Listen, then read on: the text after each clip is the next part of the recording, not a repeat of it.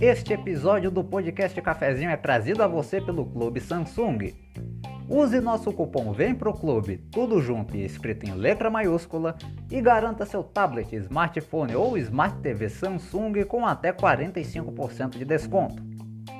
Acesse clubesamsung.samsung.com.br, use o cupom e boas compras. Cupom válido até 31 de dezembro de 2023. Consulte formas de pagamento, disponibilidade de entrega, fretes e demais termos no site do Clube Samsung.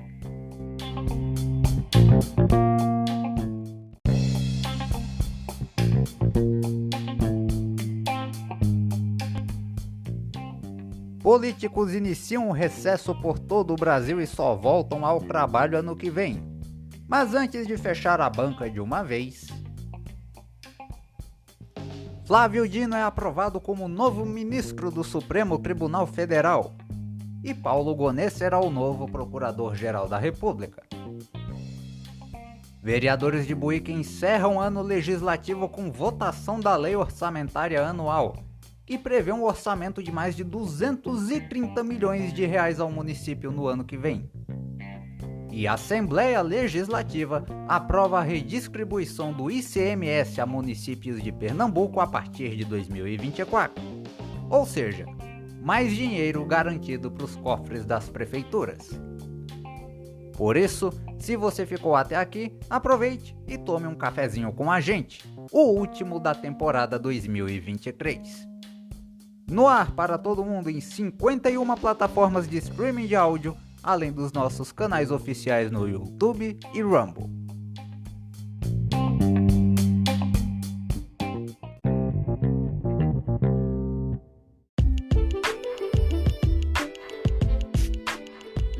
Fala pessoal, tudo em ordem? Eu sou William Lourenço, seu nobre locutor, e este é o podcast Cafezinho.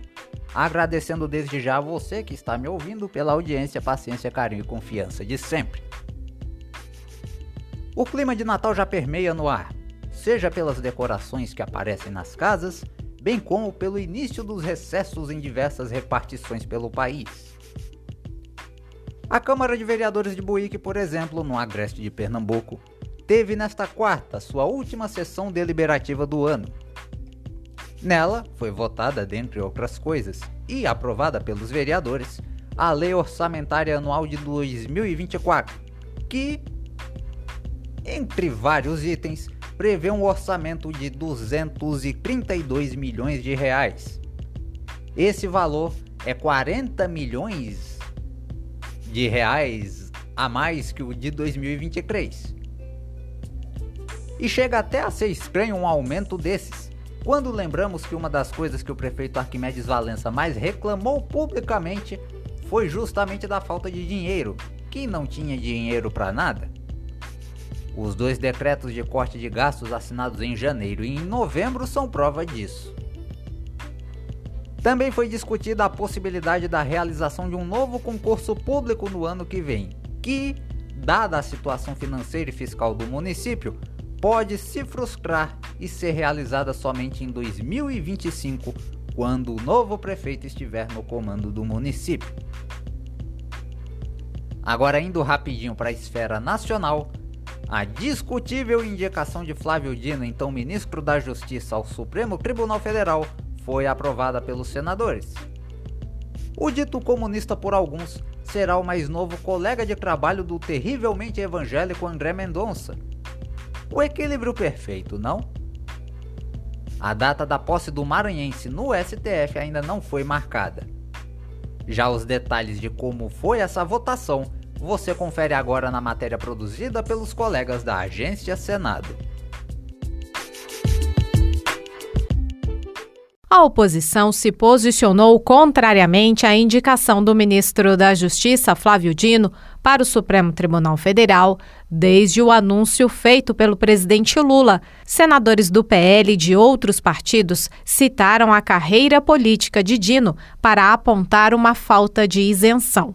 Marcos Rogério, do PL de Rondônia, diz que se surpreendeu com a postura do ministro da Justiça na sabatina por ter deixado de lado o que ele chamou de ironias e provocações e ter adotado uma postura mais cordial. A fala dele no âmbito da CCJ parece demonstrar que são duas pessoas. Existiu uma pessoa até a indicação dele ao Supremo Tribunal Federal e outra após. Mas você, repito, você não separa uma pessoa das suas convicções. Ele é o que ele pensa, ele é o que ele se expôs a vida toda. O líder do governo no Congresso Nacional, senador Randolfo Rodrigues, da Rede do Amapá, negou duas versões de Flávio Dino, ao reforçar que no cargo de ministro da Justiça ele foi político e que no Supremo Tribunal Federal ele vai se valer da experiência de juiz federal. Tem a mesma versão de outros 14 parlamentares que saíram da política e foram para o Supremo Tribunal Federal. O ministro Flávio Dino tem todas as pré-condições de notável e notório saber jurídico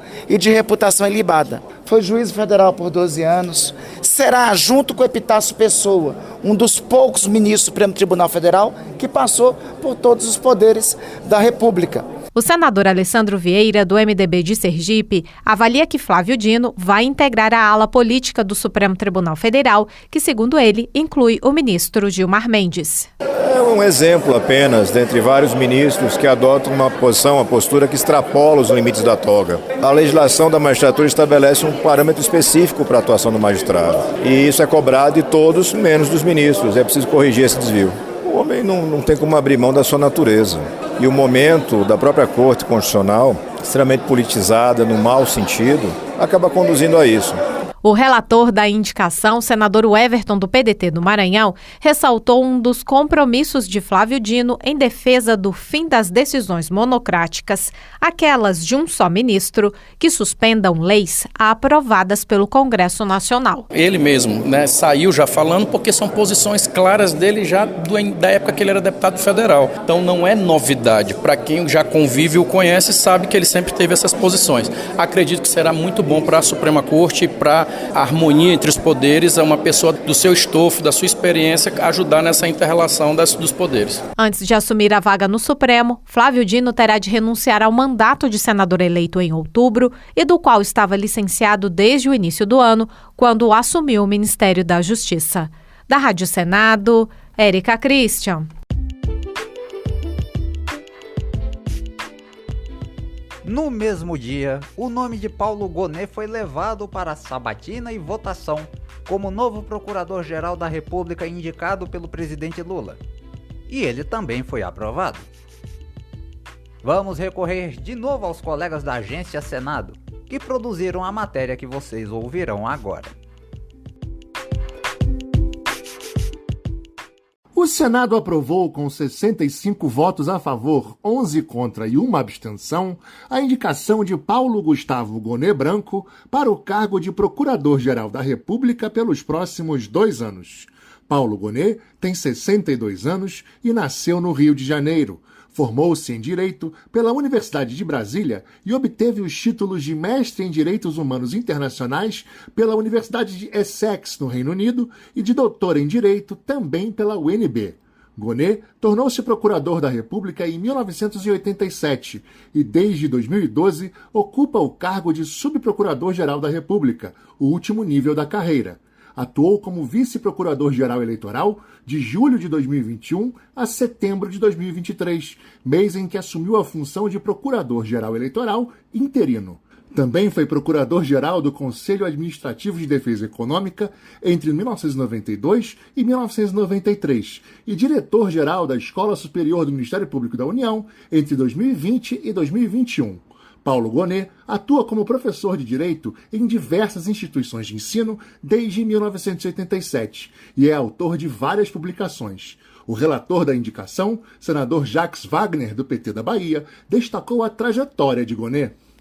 Em relação ao doutor Paulo Gonet, me permita, eu vou poupar as palavras que eu entendo que como relator já tive o privilégio de poder dialogarmos, o que me deu absoluta tranquilidade.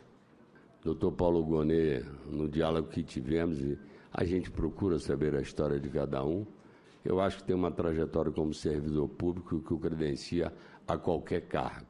O Procurador-Geral da República é o chefe do Ministério Público Federal e exerce as funções do Ministério Público junto ao STF e ao Superior Tribunal de Justiça, sendo também o Procurador-Geral Eleitoral. Ele deve sempre ser ouvido em todos os processos. No STF, o Procurador-Geral pode propor ações diretas de inconstitucionalidade, pedir intervenção federal nos estados e no Distrito Federal, além de propor ações penais públicas e cíveis. No STJ, pode pedir a federalização de casos de crimes contra os direitos humanos e ação penal. Da Rádio Senado, Pedro Pincer.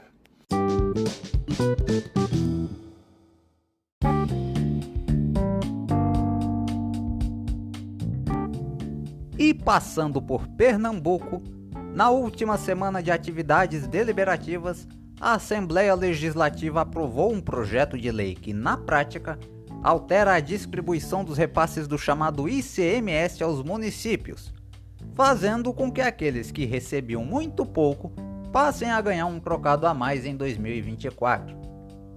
E acredita que teve deputado filho da mãe que ainda foi contra? 2, para ser mais exato. Como você confere agora na matéria produzida pela Rádio Alep. A Assembleia Legislativa aprovou nesta quarta, em 2 turnos, a proposta do governo do Estado que redefine o cálculo do ICMS, Imposto sobre a Circulação de Mercadorias e Serviços, a ser repassado anualmente aos municípios.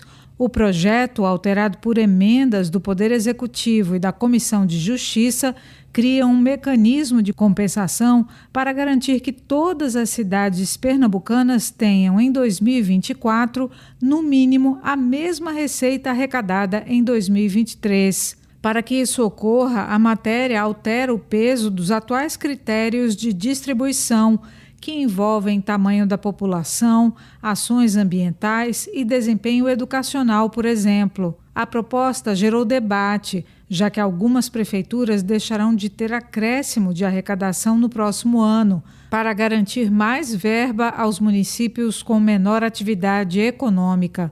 A emenda da Comissão de Justiça, apresentada pelo relator Heriberto Filho, do PSB, busca minimizar as perdas, beneficiando 23 municípios com menos de 30 mil habitantes, que seriam os principais penalizados com a nova fórmula. Para isso, concede a eles 14 milhões de reais dos ganhos de ICMS, que teriam as maiores economias do Estado, como Cabo de Santo Agostinho, Ipojuca e Recife, na região metropolitana, e Goiânia, na Mata Norte. Tinha cerca de 22, 23 municípios em que tem menos de 30 mil habitantes, que nós sabemos que todos esses municípios têm precisam mais desses repasses, demandam mais desses repasses, visto que eles não têm outras receitas, têm dificuldade de conseguir outras receitas para conseguir fazer a gestão no seu município.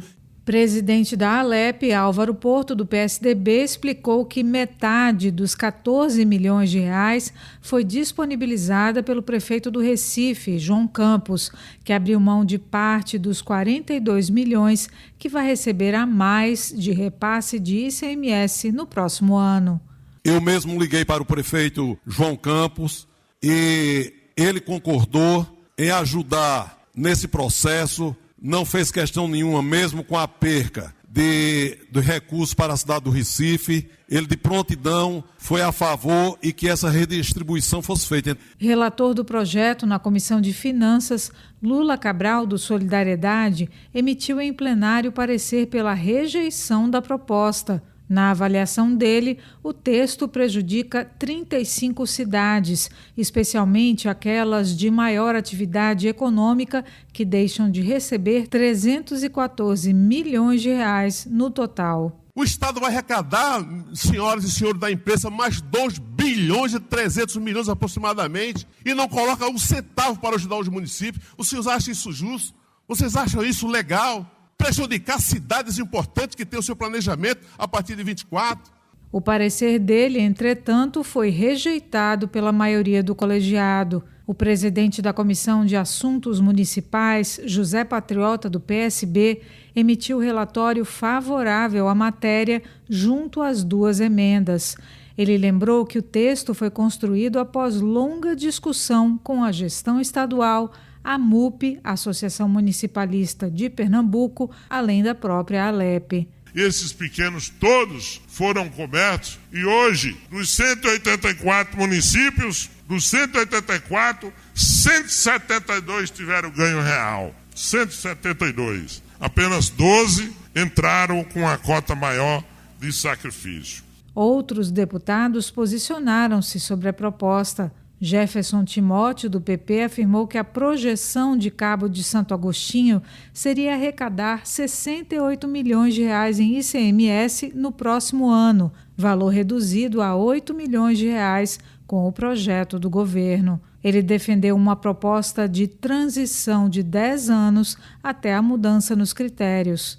Valdemar Borges, do PSB, elogiou a postura do prefeito João Campos. Na avaliação dele, o gestor agiu como estadista. Antônio Moraes, do PP, destacou que o aumento da alíquota do ICMS de 18% para 20,5%, aprovado pela Casa em setembro deste ano, ajudou na arrecadação dos municípios. Porque na época foi muito criticado a questão do aumento de 20,5% na questão do ICMS. Mas se a gente não tivesse aprovado, as prefeituras que estão numa situação de dificuldade muito grande iriam piorar muito a sua situação. Para Sileno Guedes, do PSB, o governo do estado falhou em não garantir o equilíbrio na proposta original. Ele elogiou os esforços da ALEP e da AMUP na tentativa de corrigir o problema. João Paulo Costa, do PCdoB, também parabenizou os colegas pelos trabalhos e considerou importantes os ajustes feitos. Doriel Barros, do PT, ressaltou que os municípios que se consideraram prejudicados, como Cabo de Santo Agostinho, são os que recebem maiores investimentos do governo federal. Kleber Chaparral, do União, elogiou a emenda apresentada por Heriberto Filho, que teria evitado perdas para o município de Orobó, no Agreste Setentrional. Joãozinho Tenório, do Patriota, e o líder do governo, Isaías Regis, do PSDB, destacaram a preocupação da governadora em fazer uma repartição mais justa. O texto foi aprovado com os votos contrários de Jefferson Timóteo e Lula Cabral. Da Assembleia Legislativa de Pernambuco e com a colaboração de Ivana de Castro e Elisa Kobayashi, Carolina Flores.